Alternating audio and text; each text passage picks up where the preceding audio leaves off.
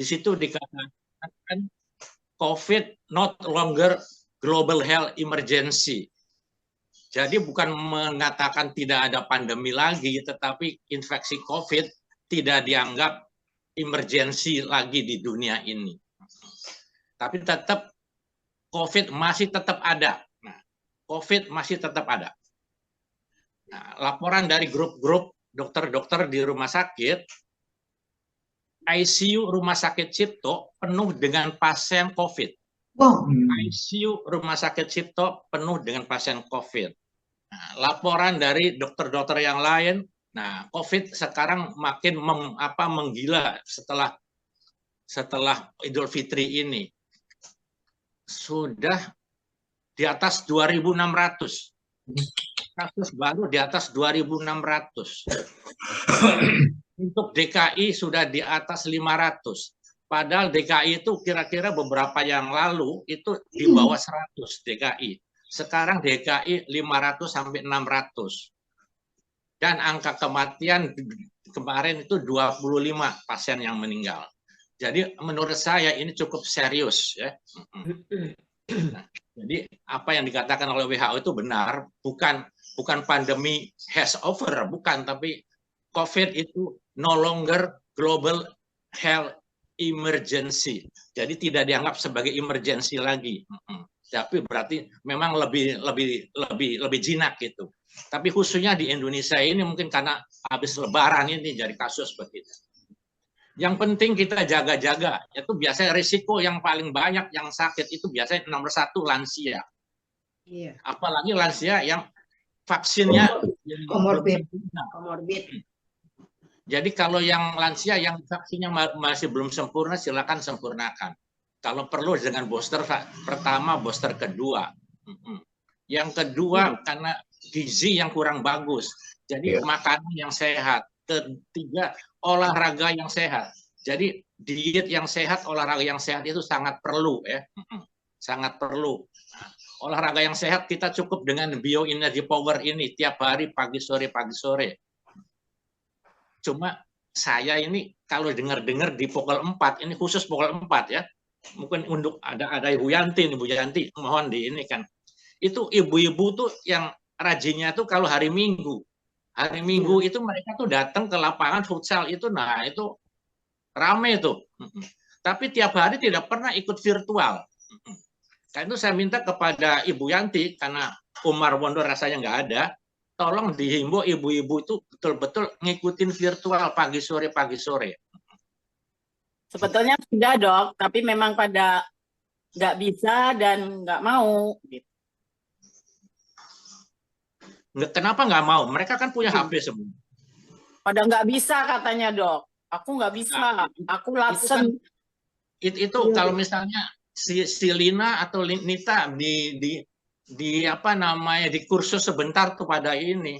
Karena kalau olahraga itu menurut Bapak olahraga Dr. Sadoso, olahraga seminggu sekali itu no use, tidak ada gunanya.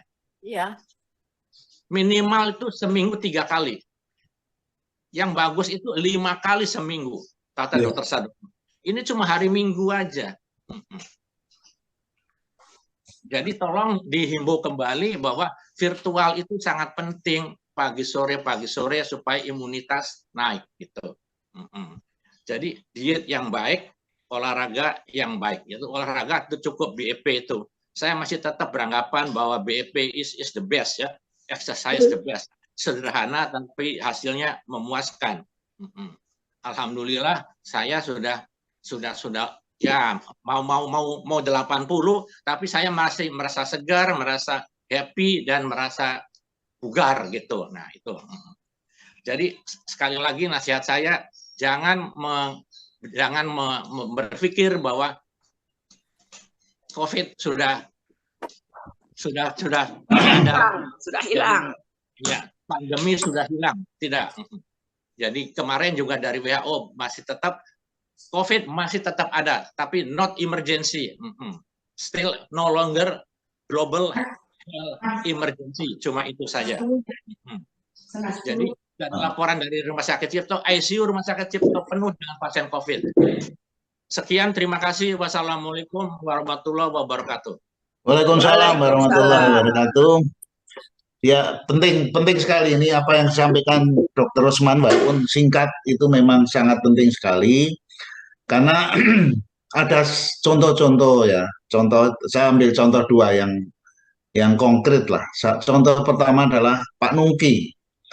Pak Nungki itu sudah booster 2 kali, sudah pernah kena COVID juga, tapi ternyata beliau kena lagi. Diawali dengan pegel-pegel tadinya dikira pegel-pegel biasa, dipijit, diurut, dikasih minyak tawon segala macam, kok nggak sembuh-sembuh. Akhirnya ternyata karena tidak ketahuan, akhirnya nular sama cucu dan anak-anaknya, cucunya panas, terus kemudian dirujuk ke dokter, diperiksa ternyata positif. Begitu positif, akhirnya semua diperiksa ternyata positif. Pak Nungki juga positif gitu ya. Dan kemudian kepotong puasa, terus kemudian Pak Nungki sudah merasa segar, kemudian beliau juga mengikuti iktikaf dan seterusnya, dan akhirnya saya ingatkan bahwa memang BIP itu tidak bisa terlalu, artinya over itu juga tidak boleh. Kalau Aryangga itu menggunakan terminologinya Roma Irama, jangan terlalu, artinya terlalu banyak itu nggak boleh, terlalu sedikit juga nggak boleh. Jadi oleh karena itu kemarin Pak Nungki mestinya akan menjadi bintang tamu dalam rangka acara di Robofornas. Beliau tidak bisa hadir karena kesehatannya kurang memungkinkan. Jadi oleh karena itu apa yang disampaikan Dr. Rosman tadi betul, dan Pak Harwit sendiri juga kena walaupun juga sudah 2 kali booster. Jadi oleh karena itu kita perlu waspada ya, dan mungkin agak kikuk ya, seperti di masjid saya itu yang menggunakan masker itu tinggal 2 orang termasuk saya, dan saya pun terpengaruh dengan yang lain dan tidak menggunakan masker. Saya kira tidak usah kita kikuk atau segala macam demi untuk kesehatan kita sendiri, dan juga kadang-kadang prinsip tadi itu saya balik.